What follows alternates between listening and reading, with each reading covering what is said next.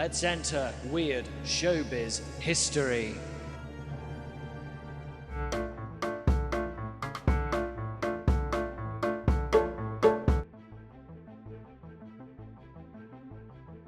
Like hell, like hell, like hell. I want to kill both of them. That's the way I like it. Okay. And I wondered what happened With Robert Conrad. with Robert Conrad. Like, why did this happen? Why were we not talking to each other for 40 years? History is littered with legendary rivalries. Federer versus Nadal, Coke versus Pepsi, The People versus Larry Flint. And then there's the rivalry that truly defined the zeitgeist of 70s TV. A real-life contest forged not in a boxing ring, but on a sun-scorched running track at Pepperdine University that formed a personal hatred that led to a 40-year Cold War. Pride, hubris, and overly short running shorts. This is the infamous David and Goliath story of Gabe Kaplan versus Robert Conrad. Now, to understand how it came to blows, we must first understand the combatants. In this corner, we have actor Robert Conrad. I don't regret anybody I ever punched because I'm not aggressive. And if I had to retaliate for whatever reason, whomever I hit had it coming. To say he was a man's man is an understatement. He was walking, talking testosterone, not just an actor who played tough guys. He was a man whose very existence was a dare.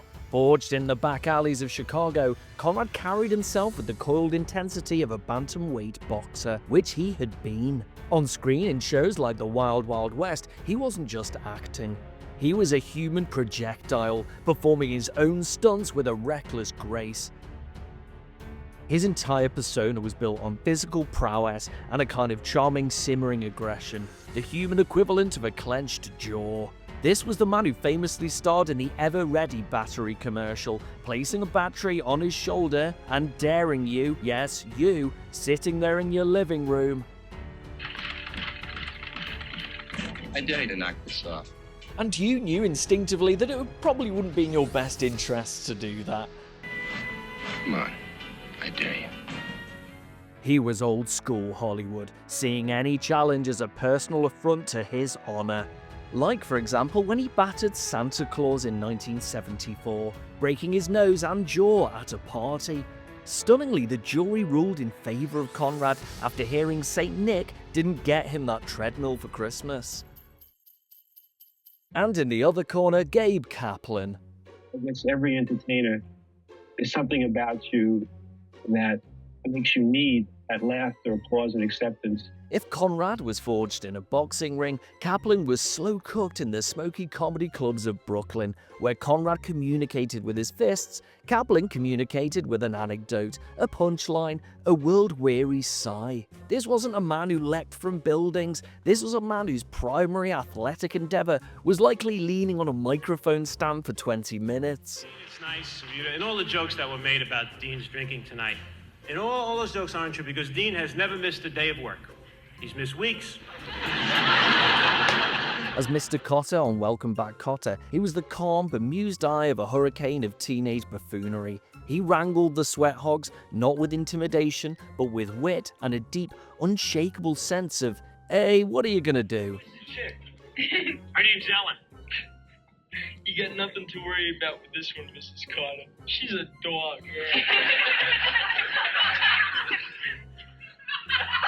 My sister is not a dog, Problems weren't solved with punches, they were talked out, joked about, and ultimately understood. He was the new breed of TV star, approachable, intellectual, and completely, utterly non-threatening. He was less likely to dare you to knock a battery off his shoulder, and more likely to ask if you could spare a light, and then tell you a 15-minute story about his Uncle John. Separately, they were two of the biggest stars of their decade. But when the ABC network, in its infinite wisdom, decided to pit these two men against each other on the flimsy pretext of an athletic competition, they weren't just setting the stage for a race, they were lighting the fuse on a bomb of pure, unadulterated 70s celebrity ego. They died. When? They died today. Mr. S, believe me, we will teach those bums a lesson they will never forget. And the explosion would be glorious. All right. Let's set the stage. The year is 1976. America is celebrating its bicentennial. Howard Hughes is dead, but disco's alive. And network television is a god, and these gods demanded sacrifice. Specifically, they demanded their stars compete in a televised athletic crucible known as the Battle of the Network Stars. The Olympics for people who are famous for pretending to be other people. Every viewer's wildest dreams could now become reality. You could finally see Linda Carter, Wonder Woman herself, competing in a swimming relay against Telly Savalas. Every red-blooded male's fantasy. It was also hosted by the legendary Howard Cosell, selling each contest like it was Ali Fraser. Still, Rossi, I thought Farrah had the best swing of all the girls. I think you're absolutely right, Art. You need a little longer golf course, though. Whatever. This was truly revolutionary television. You could now see stars like you'd never seen them before, except for Telly Savalas, who did sport exactly like you'd expect he would. This was the format, so the battle pitted three major networks, ABC, CBS, and NBC, with teams of 10 each across 9 different events. CBS captain was Telly, ABC captain Kaplan, NBC's captain Conrad. And while some of the stars treated it like a fun corporate picnic with a national audience, the Jewish night! Hockey stick with an afro! Hockey stick with an afro! others treated it like they were in Squid Games. And Conrad was hardly in a charitable mood. His pre-game warning that he wasn't there to play because he plays games with his kids. Gabe's team pep talk was more light-hearted. Well, Howard, any failure, Freddie Silverman has told us that you will have to make a guest appearances on our show, so we're going out to win. So you see, even before it started, there was a complete clash of philosophies. One man believes this is war, the other believes that this is a silly show where he just has to run around in shorts for a few hours, you know, have fun. On the first day that Gabe was there, his teammate Farrah Fawcett had mentioned that Conrad had already held several practices with his team. But I want to make sure, and I want it very abundantly clear to all you guys. No hit, no play. Got it? And it was only when introducing himself to the rival captains did he sense the palpable tension. A jovial greeting to Conrad ended with him sizing up Kaplan, saying nothing, and walking away. And he was already filled with anxiety. Unknown at the time, his hair wasn't as it appeared. I would like to give you some advice, Leland. Well, I'm waiting. Get a hair transplant. What? He was balding at the front. Having a hair transplant years earlier, the public weren't used to seeing a balding Mr. Cotter. He attached a front hairpiece to the plugs at the back, and there was a real possibility that the toupee could flip up unexpectedly at any time, therefore embarrassing himself to the nation. So he didn't take part in the swimming because, yeah, that was too risky. Want to go back to my place? Yeah, why don't we come and connect the dots on your head? During the initial events, Conrad was a coiled spring of machismo, every muscle fiber screaming for victory. He's in the zone. He is intensity personified.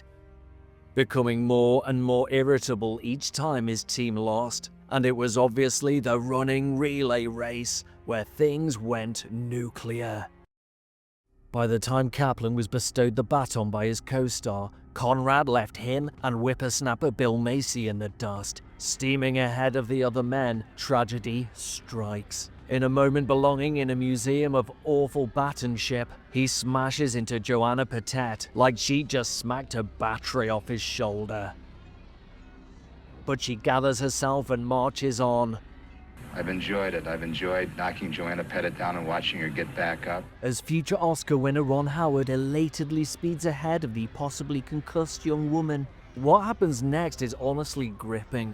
Ben Murphy makes up the space, impressively pulling ahead of ABC's Richard Hatch and soaring to victory. And as a cherry on top, he does it all wearing sunglasses. Team NBC were in euphoria. Until a TV cop turns grass. What is happening, Captain Savalas, from the CBS point of view? I'm lodging a complaint for ABC, NBC, and CBS. Somebody picked up the baton some 100 feet before the starting line. So you think, therefore, NBC should be disqualified? You mentioned the network. I didn't. Yes, I think so. The hero's now become a villain, taking his baton way before his line. And this caused celebrity chaos. Hey, listen, if he took the baton earlier, he just ran a little further, that's all. The advantage when you take the baton, as you know, is to be running with the runner. So if they're protesting the fact that we really outran him, that's their problem. It's like my putting my uniform on you. That's right? how vulgarly, and that's how fragrant they were in breaking the rules. And of course, Gabe Kaplan, ever the peacemaker, tries to calmly mediate. Conrad's banter takes a serious turn for the worst. He's Jewish, he wants to arbitrate. I see. Right? I'm German, I want to kill both of them. What is the hullabaloo? Hey, Patek, calm it down with the salty language. A final decision is made. And we have decided that on the last lap, Ben Murphy started considerably far ahead of his mark, and had he started where he belonged, first and second place would have been reversed. And we have changed the order of the finish. ABC has won the race, NBC is second, and CBS is third. NBC have been penalized, and ABC is now declared the winner, erupting in celebration, having won an event they thought lost. Gabe, may we have your reaction? Well, we didn't win on the track, but we won it in court. No, he did start a little early, right? Yes. So they didn't follow. Films conclusively showed that. Let's find Bob Conrad. Bob, let's... We were clearly ahead in this race. Now we are withdrawing. I'll tell you who the winner is, clearly. But you're not disqualifying us for a technicality. We did not disqualify you, Bob. I'm the captain of this team. We ran a damn good race. You're right, you did, but you would have finished second had Ben... Like hell. And I found an article at that time period explaining what happened off camera. When the decision was announced, it led to a 45-minute halt in proceedings, where TV's top stars hurled insults and threatened one another. Conrad angrily laid into Team ABC, and he had to be talked out of withdrawing his team from the tournament altogether. Patet swearing at Kojak, Ron Howard squaring up, Tim Matheson screaming, Jimmy Walker roasting, 5 golden rings. Little House on the Prairie actress Karen Grassley declared, "This has been a full experience. We've had everything here but sex." Yeah, we won. Why don't you think the girls we won? For Team NBC, this isn't about fun and games. This is about the sanctity of 70s celebrity sport. It's about honor. What follows is a tense negotiation worthy of a sweaty G7 summit. And Bob Conrad threatened. Yes. And he is beaten. That's clear. Bob, it's true. You won the race. You guys were the fastest runners, and if you ran it again, you would have won. But there was still an infraction. There was an infraction because we changed the rules to accommodate CBS before the race started. We wanted dead starts. And of course, Captain Gabe, he tries to calm the situation, which is a mistake, because Robert Conrad is a sputtering engine of righteous fury. While Kaplan stands with an almost detached, bemused calm, he's the smirking Buddha to Conrad's volcanic inferno. Be very careful and get his team out there and run it with us. We'll determine who the best team is. You're going for a little negotiation technicality. That's your captain. He lodged the protest. You and I want to run 100 to see who the fastest is? Yes. Let's go. All right. Wow. In a move that could redefine 1970s machismo, Conrad challenges Kaplan to a 110-yard dash to settle it all. The fate of television network honor will not be decided by judges. It'll be judged by pure, hardcore speed. No one believed that Kaplan could win. Even his own teammates begged him to just split the points. The battle of the network stars. Remember, in the running relay, NBC apparently won, but was penalized when Ben Murphy picked up the baton too early. The net result, Bob Conrad and... Wait, would we be doing the same thing if we had come in, like if we had won it? No, we would have said, okay, that's right. That's right. So maybe we shouldn't. I mean, maybe we really shouldn't accept it. What if we say, no, we either have to run it over or not? Conrad, so confident of victory, smokes a cigarette in preparation. Speaking from personal experience, having a mustache, it's very easy for people to underestimate you. But it's a huge mistake. Huge. Finally, we have our main event. The star of a gritty World War II action show and a stand-up comic who plays a high school teacher. You see, Robert Conrad looked like a macho athlete, a known real-life hard man. Gabe would say years later about himself that he indeed looked like a guy that should be hanging around a delicatessen, but that was a smokescreen. He knew he was gonna destroy Robert. Little did Conrad know, but Kaplan had been a champion runner in both high school and college. He was 10 years older. Bob had just been chain smoking. The only reason Gabe started slowly is because he had to become gradually confident that with increased speed, it wouldn't jeopardize his hairpiece. That baby was staying on.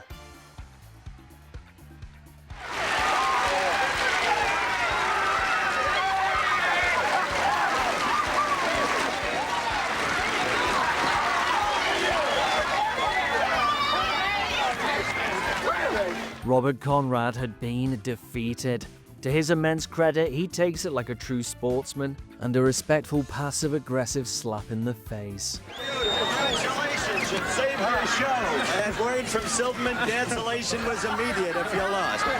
That's the way I like it. Best man wins. Best team, CBS won, or NBC rather, best captain won. That's the way I like it. Okay, the competition goes on. Thank you, Bob Conrad. Sure, Kaplan got the physical victory, but who won the moral victory? Again, Gabe Kaplan. I feel clean. I think we're going to do it. I think we got the championship this time. Years ago, we said we're going to do it. Now we're going to do it. We got serious, and I think when Gabe Kaplan protested the track event, that's when it got a little heated, and we were out to win this thing. And we got a little lucky, I think. We had a little momentum going, but they dug in with every ounce of strength they had, and we did it again. They might win, but we were lucky. Thank you, Gabe. What an extraordinarily beautiful moment, Gabe. We'll treasure it always. And I'm one of the losers, obviously. But more important is we wanted to win. And I'm the kind of guy that I live by the rule book. I accept the fact that we took a second because of a default. May I present this to you, and this time pour it on Linda Carter's head. No doubt about it, Robert Conrad felt publicly humiliated and held a long-standing resentment and animosity against Gabe, avoiding him at any cost. Informed Telly Savalas as well as Gabe Kaplan that Robert Conrad challenges them to a rematch. We lost the competition last November on a bum decision, and I want a fair shot this time. Bob, Telly, up your noses with rubber hoses. And in your ear with a bottle of beer, Kaplan. And we did several Battle of the Network Stars again, and we never talked to each other. You know, it was always some animosity or some lingering resentment from that first show. They told me that if I couldn't beat Gabe Kaplan, I couldn't beat anybody. In 1977, when he guest hosted The Tonight Show, Conrad appeared as a guest. Hoping to bury the hatchet, Gabe searched for him after the show. Well, we never really settled anything. He would come on The Tonight Show and we would talk and we'd kid around, and we never really talked. We just never settled it and had any kind of communication at all. And I had kind of looked for him after the show, and he was gone. Dignity, but his NBC team did go on to win the total contest. So here he is, the aging relic of yesteryear. There isn't any greater ego than an actor. Their careers were certainly not ruined by this event, but were forever asked about it. When I talk about that particular race, I say I beat him for the first 90 yards. It was the last 20 that got me. Robert Conrad played the antagonist in the classic Christmas movie Jingle All the Way. And don't worry, him and Santa Claus were kept in separate trailers. Over the years, Gabe heard through Robert's friends and family that Conrad carried that public embarrassment around with him for decades. On the tug-of-war for 12 minutes. It was tough. I thought the most difficult thing was losing a foot race to Gabe Kaplan. No other man could have done that. They never settled their dispute until over 40 years later in 2018. After being invited to a Battle of the Network reboot where their epic race was discussed, Kaplan wondered why were they enemies and why for so long. He called Robert to see how he feels, to get any resentment they had for each other over with, an offer that was happily taken up. They spoke like old war combatants and buried the hatchet, becoming like friends. That was until Robert Conrad's passing in 2020. It was great to get together with him after all those years and you had a reunion completely bury the hatchet and become like friends. That's nice. Although he did threaten to kill you in a German accent at one point. Yes. In the end, it wasn't just a race of speed, it was a clash of identities. A tough guy who took himself so seriously he couldn't handle losing, and the funny guy that understood that this whole thing was just a tongue-in-cheek joke from the start. Kaplan versus Conrad is the perfect showbiz parable. Two men, two opposing philosophies. It was a feud fueled by ego, broadcast in standard definition, and ultimately resolved by the quiet wisdom that only comes with age. It proves that even the most intense rivalries can fade. And sometimes, the toughest thing that someone could do is finally admit that they lost a foot race to a comedian. And if you would have a problem with doing that, knock this off. I dare you.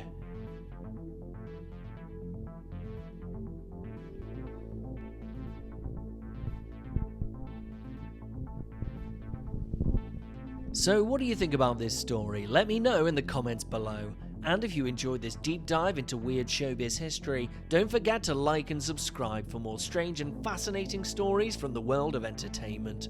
Thanks for watching, and I'll see you in the next video.